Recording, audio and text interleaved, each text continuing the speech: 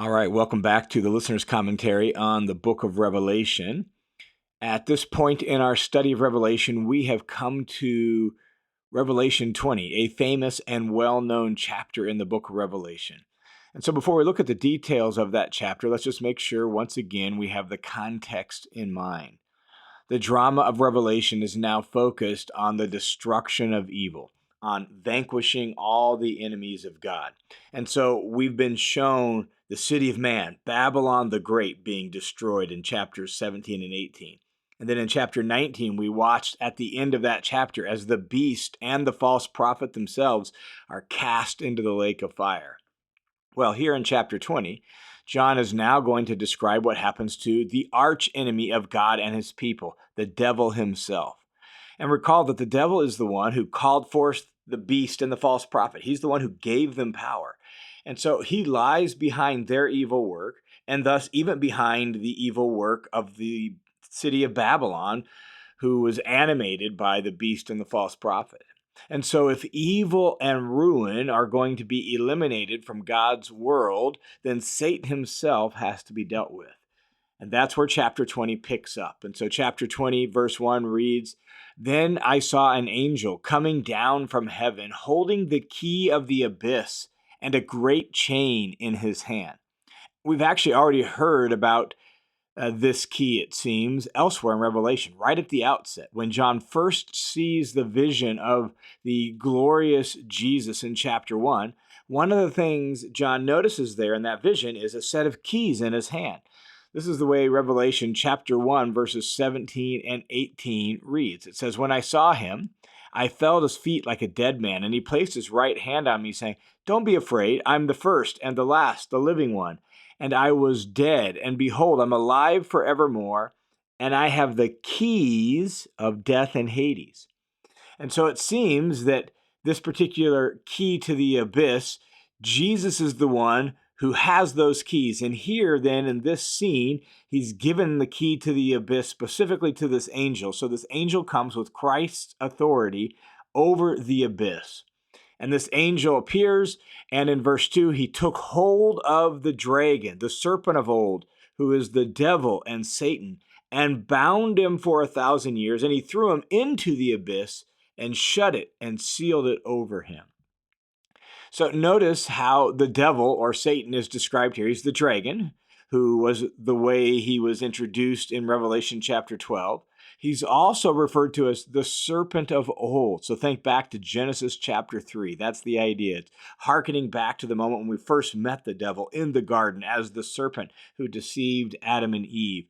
So the dragon, the serpent of old, the devil, and he bound him for 1,000 years. Notice the two actions specifically that it seems like happened here. He bound him, that is with the chain that he was holding, and then he locked him into the abyss. So he's bound with a chain and locked into the abyss. And he did so for 1,000 years. And it's this mention of 1,000 years here in this section of the book of Revelation that leads to the idea of the millennium. Now, there are several questions about this. In fact, this whole section brings about several questions that we'll look at here in a moment. But with regard to the 1,000 years, one of the key questions is this number meant to be literal or is it figurative? And Bible scholars of all kinds are kind of divided on that. Even some premillennialists would say, oh, that it's figurative. It just refers to a long period of time. Some would say it's literal. I lean towards probably figurative only because numbers in apocalyptic literature consistently are symbolic. That's the way not only in Revelation, but all other apocalypses. They're symbolic, and we've already seen the numbers of Revelation function that way. So probably not literal, but that's one of the questions that this chapter provokes. Another question is, when is this 1,000 years? And as I said, this whole section actually raises a whole host of questions. I'll actually highlight a few of those questions here in just a few more minutes. And then I'll release a special study after this, exploring some of those kinds of questions and thinking through this section with regard to the millennium specifically in mind. For now, let's just walk down through what happens here in the drama of Revelation before we look at some of those questions. And so this angel takes the dragon, binds him with the chain, and then locks him into the abyss. And the specific purpose of this incarceration is this. The rest of verse 3 says, so that, a purpose statement. Here's the purpose of him being bound. So that he would not deceive the nations any longer until the 1,000 years were completed. So he's bound for 1,000 years with the specific aim that he won't be able to keep the nations in the dark. Recall that during the Old Covenant, the truth about God and God's revelation was given to Israel, not to the nations. So the dragon now, the serpent now, is bound with the specific objective that he won't any longer be able to keep the nations in the dark. And after this time period, after the 1,000 years, he must be released for a short time, which seems a little bit odd, right? And there's been all sorts of speculation about this, and some even kind of fanciful. Some have speculated, oh, that's why we see the rise of all the cults at this stage of history, because that's what we're talking about. One scholar actually says, well, he's just being released from his prison so that he can be led to destruction, sort of like what happens in a Roman triumphal procession. And the text, frankly, doesn't give us a whole lot of details. We do learn in verses 7 and 8 that when he's released, he seeks to deceive the nations again, and specifically to gather them together for the great war against God that's been mentioned already a couple times in chapter 16 and chapter 19. That's about all we know. So for some reason, he has to be released for this moment. And so he's bound. He's bound specifically so that he can't deceive the nations anymore until the 1,000 years are released. Then, John says in verse 4, I saw thrones, and they sat on them, and judgment was given to them. And the question is, who's the they? Who's the them? Because nothing in the first 3 verses prepared us for that. And so we would have to surmise that these people sitting on these thrones who has been given judgment are the groups of people about to be mentioned in what follows. And so after saying judgment was given to them, he writes, and I saw the souls of those who had been beheaded because of their testimony of Jesus and because of the word of God. So he saw martyrs on behalf of Jesus. And since he sees them as souls, the last time we saw this, chapter 5, they're in heaven under the altar. And so these are the souls of those who have been martyred because of their faith in Jesus, their testimony about Jesus. And then it goes on and says, and those who had not worshiped the beast or his image or had not received the mark on their foreheads or on their hands. The question is that second line that I just read, is that a different group from the martyrs, or is it a further description of the martyrs? And it could actually grammatically be either, and I've seen good arguments for both, so that we're just describing the martyrs as those who hadn't worshiped the beast, or we're referring to another group, all the other faithful followers of Jesus. And I'm not really sure which one it is, though I lean a little bit more towards all the rest of the followers of Jesus who have been faithful to him, because that's the way this kind of description seems to be used elsewhere in Revelation. So if that's correct, then what John sees is the martyrs and all the rest of the faithful followers of Jesus. And then here's what John specifically sees. He sees the martyrs, he sees these people who have been faithful to Jesus, and he sees that they came to life and reigned with Christ for 1,000 years. So this 1,000-year period where the dragon is bound is also the 1,000-year period where the faithful are reigning with Jesus. Even the faithful have been martyred, the faithful who perhaps have died for their faith in Jesus, right? And they reign with Jesus for 1,000 years. This actually echoes the idea already mentioned elsewhere in Revelation that Jesus' followers are a kingdom of priests. We saw that in chapter 1, verse 6. Saw that in chapter 5, verse 10. Well, here they're reigning with Jesus for 1,000 years. The rest of the dead, John says, didn't come to life until the 1,000 years were over. This is the first resurrection. When he says this is the first resurrection, what he's referring to is those who came to life and reigned with Jesus for 1,000 years. they're the ones that have experienced the first resurrection. That's what verse 6 makes clear. And so he goes on in verse 6 and he says, "Blessed and holy is the one who has a part in the first resurrection. Over these, the second death has no power, but they will be priests of God and of Christ and will reign with him for 1,000 years." And so we get another beatitude like we've seen all throughout Revelation. This one is a blessing pronounced upon the faithful who participate in the first resurrection. The fact that the second death has no power over those who have part in the first resurrection actually, I think, supports the idea that John is not just talking about the martyrs, that it's the martyrs and all of the faithful followers, as I tend to think John is seeing here.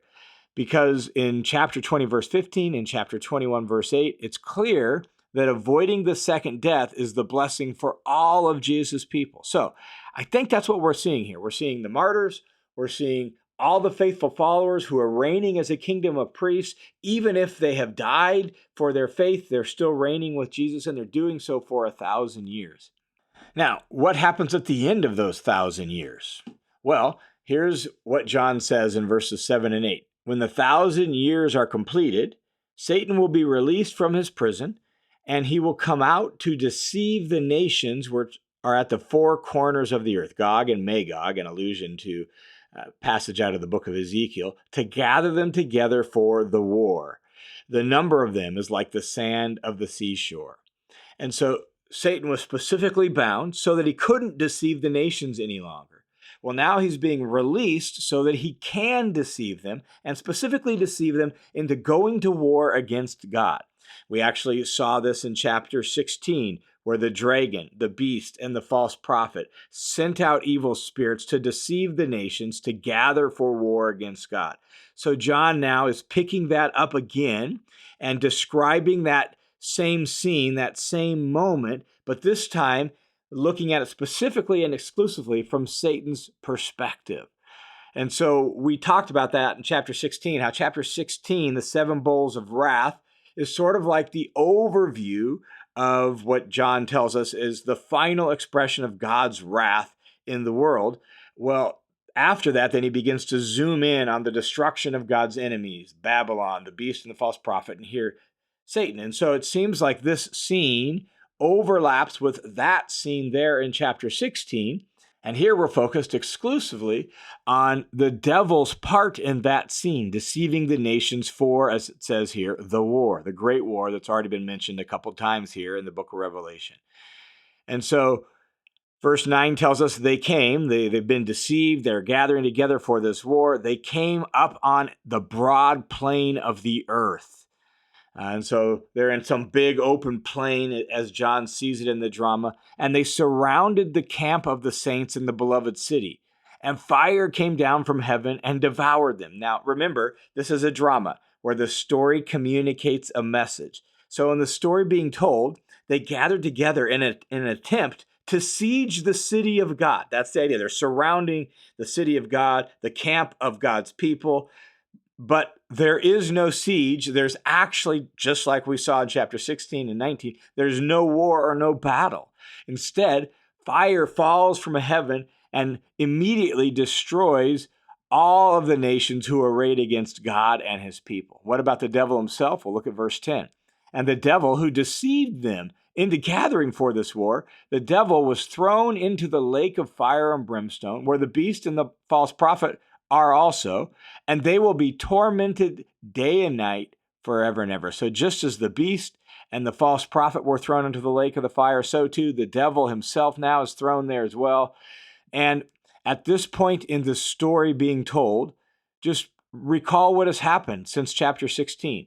The city of man, Babylon, the city that has tormented God's people, that's been destroyed. And the unholy trinity themselves, the beast, the false prophet, and now the dragon himself, they've all been vanquished and sent to their eternal doom. Now, as I mentioned above, this scene leaves us with all sorts of questions. Is it chronological or not? That is, does it follow chronologically after chapter 19? Or does it overlap with chapter 19? And even if it is chronological in the story of Revelation, Does that require it to be chronological theologically? Or another question, when does the binding of Satan happen? If, as some scholars say, it happened at Christ's first coming, then why is it different from chapter 12? Because in chapter 12, we meet the dragon explicitly there, and we know it's Christ's first coming. You can read chapter 12 and see that clearly. But there he's cast out of heaven to the earth, not locked up in the abyss so as to go out and make war. So if you say Christ's first coming, then how does that square with chapter 12? If we say, as some scholars want to do, this binding happens at the second coming, then how do you reconcile that with all the bad guys being thrown into the lake of fire at the final judgment elsewhere in Revelation? But in this case, final judgment comes after this and is delayed for 1,000 years.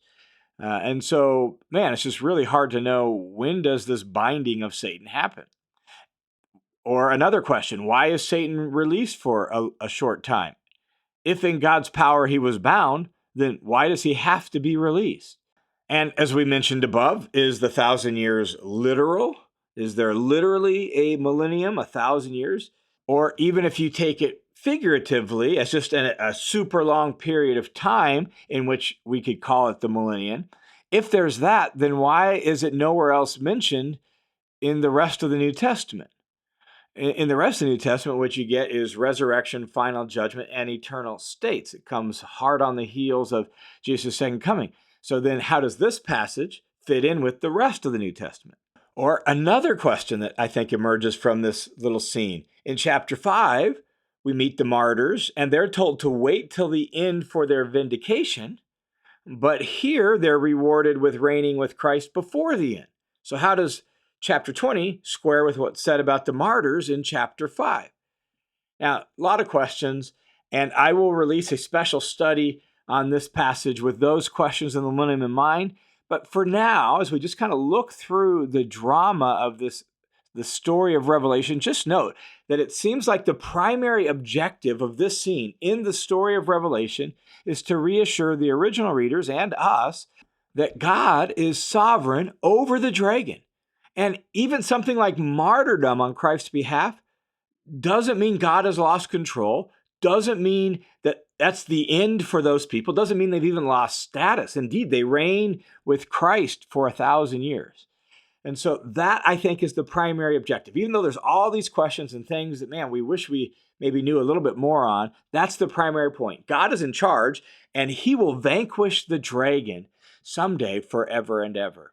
Then, after that, what John sees in the rest of chapter 20 is final judgment. Now, we've kept coming up to this point over and over again in the book of Revelation. In chapter 6, we came up to the great day of God's wrath. In chapter 11, we came up to the time to judge the dead and reward the saints. In chapter 15, the saints celebrated God bringing his justice to the world by pouring out his wrath. In chapter 16, we watched as the 7 bowls of God's wrath was poured out and brought God's justice to completion.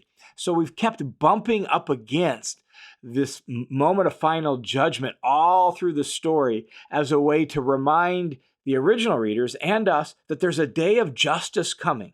Well, now, as John watches the drama unfold, the day of judgment has arrived. Final judgment comes, and John watches it unfold. And so it says in verse 11, "Then I saw a great white throne, and him who sat on it, from whose presence earth and heaven fled, and no place was found for them." He's so powerful that the brokenness and the fallen earth flee away from his glory. "And I saw the dead, the great and the small, standing before the throne. And books were open." So John's watching this, and here's obviously the throne represents God and Jesus on their throne and power. And John sees the dead. They have been resurrected, and they're standing before the throne of God, and books are open. And another book was open, which is the book of life. So you got the books and the book. And the dead, all of these dead who are standing before the throne of God, they're judged from the thing written in the books according to their deeds. The whole book of Revelation has been building up to this moment. Over and over, the story has come up to the day of judgment, and now John actually describes it, and what he sees are these books, and the dead, one by one, are judged by the things written in the books, which apparently, since they're going to be judged according to their deeds, these books are a record of what they've done, and that's what they're going to be held accountable to. This passage actually parallels passages like 2 Corinthians chapter 5, verse 10, which says this, "For we must all appear before the judgment seat of Christ, so that each one may receive compensation for his deeds done in the body, in accordance with what he has done, whether good or bad." That's what's happening here. That's what John is watching as the drama unfolds, this moment where all the dead are being judged according to their deeds. And John says, "And the sea gave up the dead that were in them." So those who died in shipwrecks and died at sea. "And death and Hades gave up the dead that were in them. And they were judged, each one of them, according to their deeds. And then death himself and Hades were thrown into the lake of fire." So the beast, the false prophet, the dragon, they've been thrown into the lake of fire. Now, guess what? Death and Hades, again, two more enemies of God's good world that have wreaked havoc since Genesis chapter 3. They are vanquished. They're eliminated. This, John says, is the second death, the lake of fire. So that's where God's enemies go, the lake of fire. And, verse 15, "If anyone's name was not found written in the book of life, he was thrown into the lake of fire." So mankind is held accountable for his deeds. And if your name is in the book of life, the Lamb's book of life, we're told elsewhere in Revelation, the book of life that is associated with being in Christ and being part of the Lamb's kingdom, if your name is in that book, then guess what? The lake of fire is off limits for you, but everyone else, they're thrown into the lake of fire. Now, as we wrap up our thoughts on this chapter, just a couple reflections. The first reflection is on just evil itself. And I think we see two great truths about evil emerge at this point in the book of Revelation. We've seen God dealing with evil all throughout the book of Revelation. But what chapter 20 reminds us is evil, including death and Hades. Evil, including the dragon himself, the devil himself. Evil is not absolute. I think chapter 20 is trying to emphasize that point. Evil is an absolute. Evil is something that God himself has power over and will vanquish once and for all someday. And that then leads to the second great truth about evil that we see here in chapter 20, and that is that evil will encounter justice. That in this present world, we have glimpses of justice, we long for justice, but we have no complete or perfect justice. But someday, perfect justice will come. And evil will be held accountable, will be named for what it is, and will be removed and eliminated once and for all. Evil, both like demonic and devilish evil, as well as personal evil, evil will encounter justice. That leads to the second reflection, I think, that grows out of this chapter, and that's just the whole idea of judgment. Judgment, even though maybe sometimes we bristle at the thought of it, judgment is actually a monument to human dignity and freedom. Judgment is about giving people what they want, about who and what they have chosen to become. The choices we make in this life to become who we become, who we choose to listen to, and who we choose to follow, that's a real moment of human freedom and dignity and human responsibility. And we have that freedom, and we will be responsible for those choices. That's the point of judgment. You don't want God, you don't want good, you don't want righteousness, then God's going to hand you over for all eternity to what you've chosen, to who and what you've chosen to become. And judgment is also about justice. It's not about being vindictive. It's not about retaliation. Judgment and hell aren't about revenge. It's about removing evil and making things right. And in the end, what chapter 20 tells us, in the end, the God of justice will eradicate all evil. I think that's the heart of the message of Revelation chapter 20. All right, thanks for tuning into this session of the Listener's Commentary on the New Testament. The Listener's Commentary is a listener-supported, crowd-funded Bible teaching ministry that's only possible because of the generosity of dozens and dozens of people just like you. So thanks a ton for your support.